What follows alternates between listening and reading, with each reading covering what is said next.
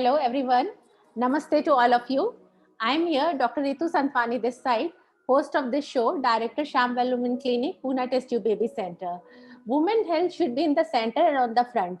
With this motto, we have started this series on this Nutrify channel. The name of the show is Experts at Dr. Ritu's Talk Show. So in this, I'm inviting the experts from my fraternity who are very much interested in sharing the knowledge and how the nutrition is helpful in treating these common diseases and the rare diseases too. So today we are going to discuss a very important topic regarding this polycystic ovarian syndrome, PCOS or PCOD.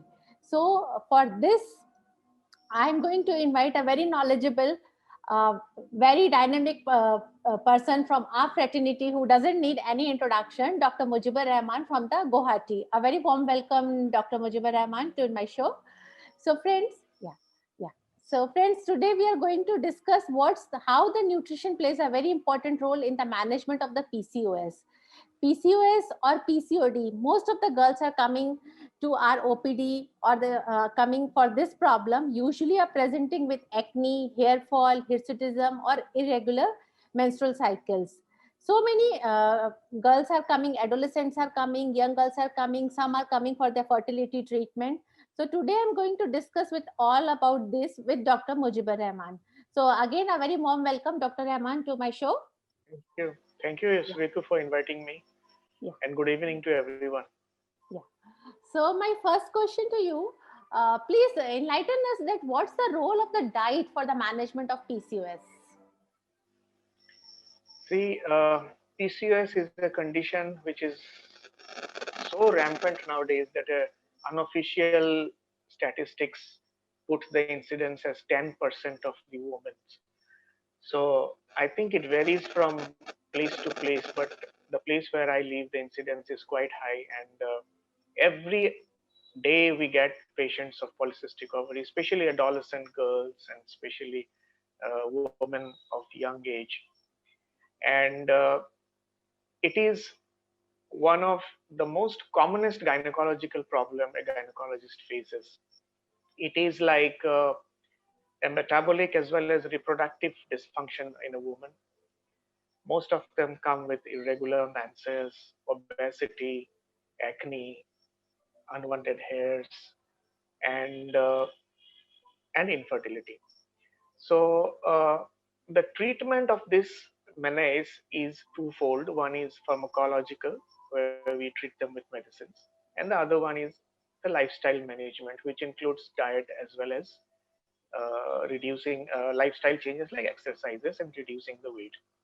Now, diet plays a very important role in management of polycystic ovary syndrome because if you consider a case of polycystic ovary, usually what they usually have insulin resistance. They are obese, most of them are, and they have abnormal glucose tolerance tests. Most of them have irregular menses. They have dyslipidemia, and most of them have a potential to develop gestational diabetes if they become pregnant. So it has been seen that reduction of weight is one of the most important parameters, one of the most important ways of treatment of polycystic ovarian syndrome. Even 5% reduction in the weight dramatically improves the condition of the patients. It induces ovulation, it brings back her menstruation right on track, and there is always a feeling of well being, and the entire hormonal milieu comes back to its original position. So, diet plays a very important role in reducing the weight, number one. Number two, diet plays a very important role in decreasing the insulin resistance. So there are a lot of high level of insulin in a woman of polycystic ovary. And this insulin is because of the sugar that cannot be utilized by the body. And this sugar stimulates the pancreas to release more and more insulin. So these insulin indirectly affects the ovaries to produce more testosterone level, which is supposed to be the big culprit.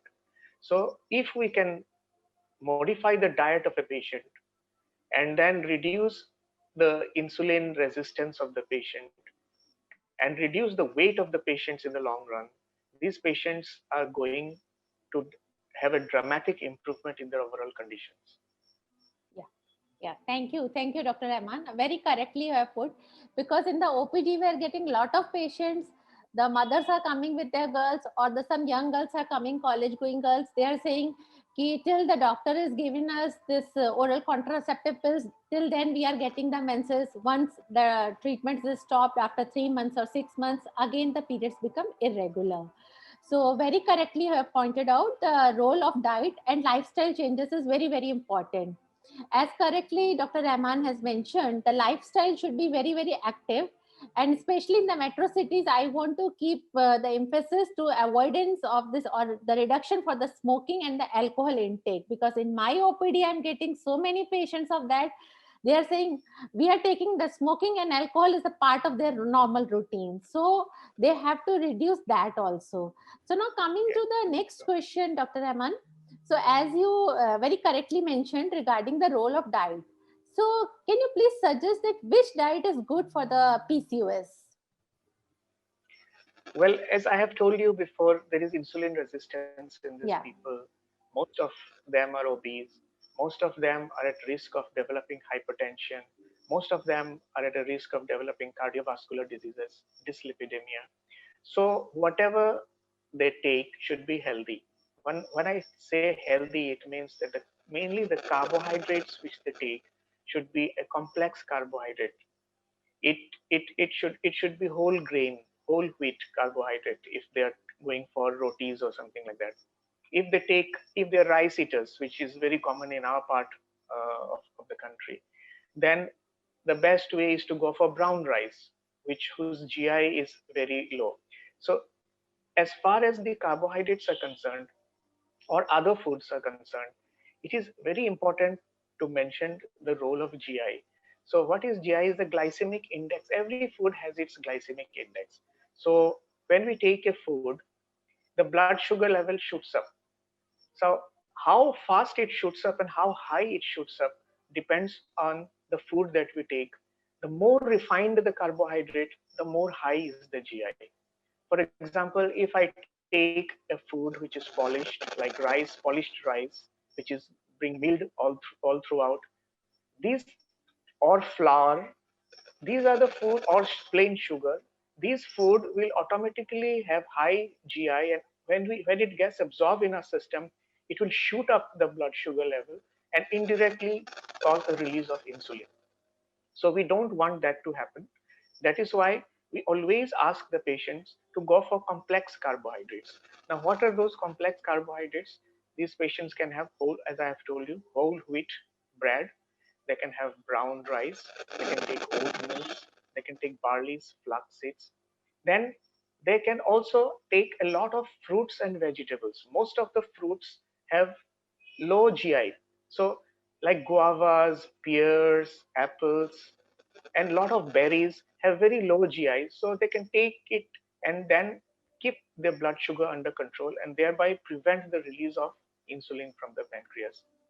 They should include a lot of vegetables in their diet, green leafy vegetables, and other vegetables like broccolis and cauliflowers, which have very low GI and have a lot of fibers in them. So, including a high fiber diet is very important because this will prevent the absorption of the sugar in the system and will prevent it from getting the spike of the blood sugar level. So these are the foods which they should preferably select, which contains a lot of complex carbohydrates in them. And they should also make sure that they get a balanced diet. It's not that they should just eat some complex carbohydrates and avoid other things. They should take protein. In as far as the protein goes, they should preferably select a plant-based protein like the soya proteins, because it is advisable for a polycystic patient to avoid red meat and processed meat because these causes rise in the free radicals, and they can increase the dyslipidemia already existing in a patient.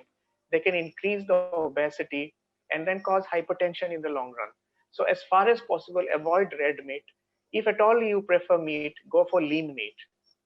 So lean meat is a meat where there are no fats involved. They just have to take the meat itself, isolate it from the fatty portion, and then nuts play a very important role in the diet.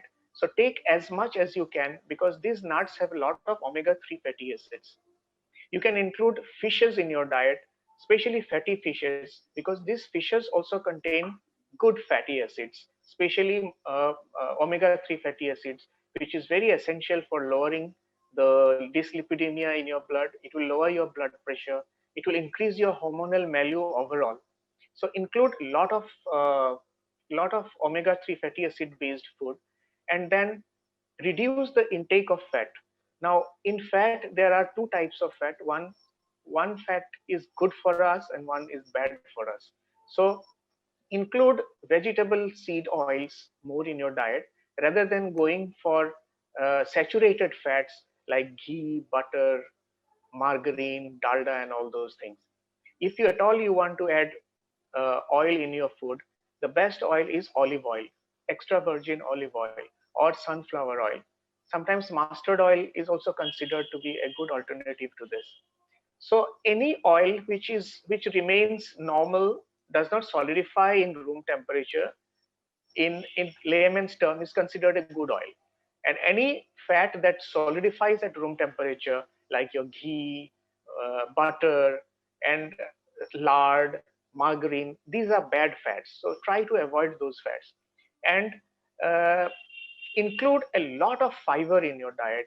A lot of fiber will increase the insulin sensitivity and will help you have a regularized bowel, and at the same time reduce your weight.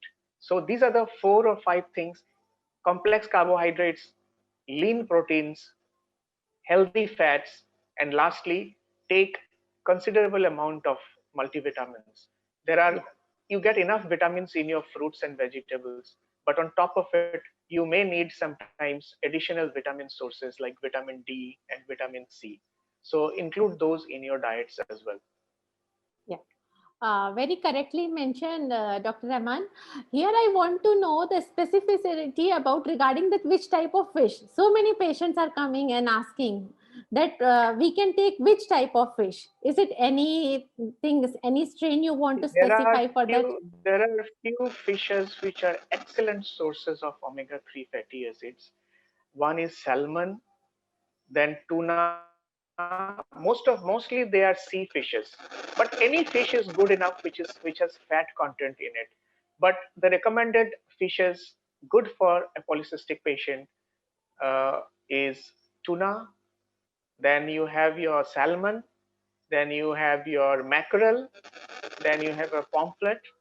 So these are the few sea fishes which Yeah. contain a large amount of omega-3 fatty acids in them, and thereby they will cause a lot of beneficial effect on your body. Correct. Yeah. So here also I want to ask you one more question, as most of the polycystic ovary patients are having an associated thyroid problem. We have seen in lot in our practice also that thyroid and PCOS has a very good correlation. So once we are telling them to take some soya products for PCOS, and while that we are saying not to take in the thyroid. So what's your opinion or your takeaway So message for this? any patient who has thyroid problem should avoid soya-based products, and we also ask them to avoid vegetables like cabbages. So Yeah. those patients of polycystic ovary who, along with their condition, have associated thyroid problems should avoid this. Yeah. So very correctly, the take-home message: if you are having or suffering from thyroid disease, also you have to avoid the vegetables which are coming in the brassica family. So the cabbage, cauliflower, turnip, and mustard Yes, leaves. They have to avoid that. mustard leaf. Yes, Yeah, yes. yeah. Because in northern part of India, this sarso ka saag is very very famous. So It's very yes, common. it's So very it's famous. Yeah. Other very important point, as Dr. Rahman has also mentioned, we usually tell our patients to avoid SOS: S for salt, O for oil, and S for sugar. So they have to reduce these in their diet. The white portion has to be yes. reduced. Yeah. Foods they are allowed to take as much as possible of low glycemic index, high glycemic index foods to be avoided. Here also, I once I give my patients this counseling, I usually tell them to this SOS, and for 3 P I emphasizes, in which this P for pickle, P for papad, and P for this pakoda, means all these three things should be reducify in the diet. So, Dr. Rahman, as you have very correctly enlightened us about that, what is And I good? forgot to mention one thing, Ritu. I forgot to mention Yeah, one thing. yeah, These days we find the young generation, especially, have an addiction. I should say use the word addiction towards fast yeah, food. yeah, With it's mushrooming everywhere with a lot of fast food companies, multinational companies mushrooming everywhere, even in small towns and cities. true. And this is one particular reason where we find an epidemic of obesity associated polycystic ovary. So this most of this fast food use unhealthy oil, which is fried, which even some of them have trans fat in it, which is very dangerous for a patient with polycystic ovary. So any patient with polycystic ovary should completely avoid fast food in whatever form, Correct. include more more vegetables and fruits in their diet. Yes, yes, very correct. Yeah. So I'm coming to the next question, as you have just mentioned regarding this fast food. So these days the youngsters are very fond of this sugary beverages, Coke, Pepsi, Yeah. Diet Coke, Fanta. So they all are very fond of that. So what's your opinion on this for the PCOS patients? These are very harmful for a PCOS patients because these contain a lot of high sugar content. So this is surely going to affect your insulin resistance. It is surely going to spike your blood sugar level. So please avoid beveraged colas or this whatever sweetened beverages that are available in the market. Even in cases of juice, it is better to take a whole fruit than take the fruit juice, because this fruit juice is going to increase your blood sugar level, spike your insulin level. Instead, take a whole fruit. It will give you the nutrients as well as the fiber that is there in the fruit, which will be very useful to your health. So, colas a big no-no. Yeah, Aerated colas a big no-no. So yeah, fast food usually goes along with those aerated drinks. So please avoid both together and yeah. change your lifestyle. Change your lifestyle. Take food, natural food like lot of salads. Include lot of salads in your diet and fruit cocktails in your diet. So naturally, this will improve your satiety and prevent you from hankering after those sweetened beverages and other sweetened products. Very true. Then there is another problem with the young age group is to go for sweet meats and cakes and muffins. So please avoid those because they contain very high amount of sugar and maida in it. Maida is a refined carbohydrate. It will spike. It has very high GI. It will spike your blood sugar level. It will spike your insulin level in your blood. So and it will deteriorate the already existing hormonal derangement in your body. So please avoid refined sugars in all forms. Very true.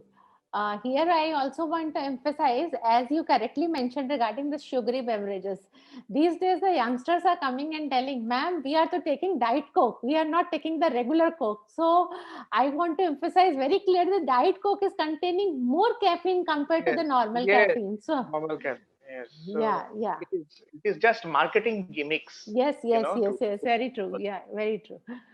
So now, Dr. Rahman, please enlighten us. What's your take-home message for this in the PCOS regarding this tea and coffee? These days, everybody is coffee lover. Though me too. So everybody is coffee Uh, lover. Everyone wants to take in every break the coffee. So what's the role of the coffee? And researchers have shown that high mm, level of caffeine is not good for polycystic patients. But if at all you want to take coffee, then it has to be in moderation. Number one. Number two, if you can shift over from coffee to tea, then tea is much better compared to coffee, and more so if you like green tea. There are various types of green teas. It has been shown that green tea has antioxidant properties as well, and it has hypoglycemic effect as well. So this is going to improve your polycystic ovary and hormonal conditions. There are several researches which have shown that green tea is very good for obese as well as polycystic ovary patients. There are chamomile teas, there are ginger teas, there are several other peppermint teas which are also helpful for polycystic ovary patients. But excessive amount of caffeine is not at all good for polycystic ovary. Try to avoid. So here I am What coming do with you have to say? What is your recommendation, Ritu, no, about no, coffee? that's totally correct. Here I want to add one point, Dr. Rahman. The girls are coming these days, all are very conscious. We are seeing some lean and thin PCOS also these days. Yes. Today only afternoon, I have seen one patient. She is frank PCOS. She told me, ma'am, I am taking the black coffee. I have stopped the coffee. I am a black coffee lover. I am taking black coffee. So what's your, because now just we are discussing the just this has clicked in my mind.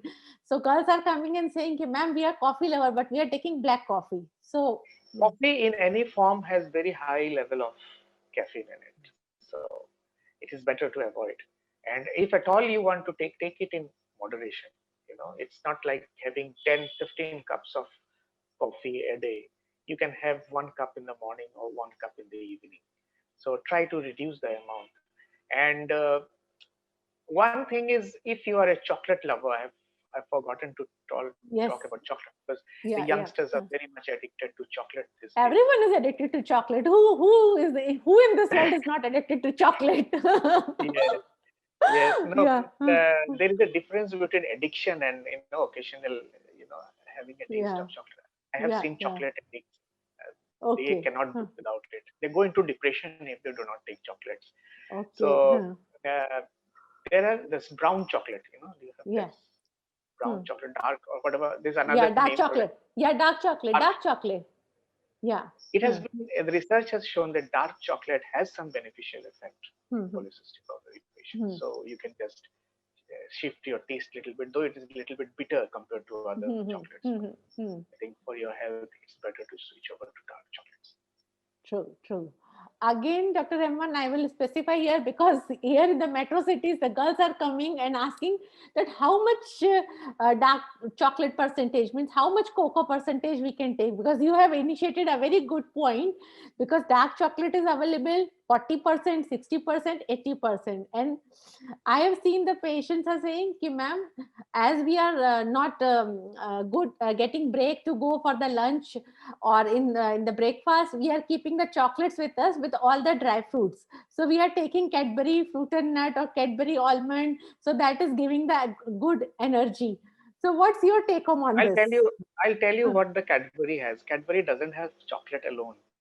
It Hmm. has lots of sugar in it incorporated Yeah, to make it yeah. more tastier and make it more sweeter.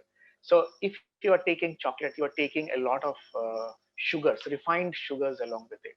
So whatever good that you are supposed to get from the chocolates is being negated by the high amount of sugar, refined sugar, which is going to spike your blood sugar level, which is going to spike your insulin level, and that is going to create more harm.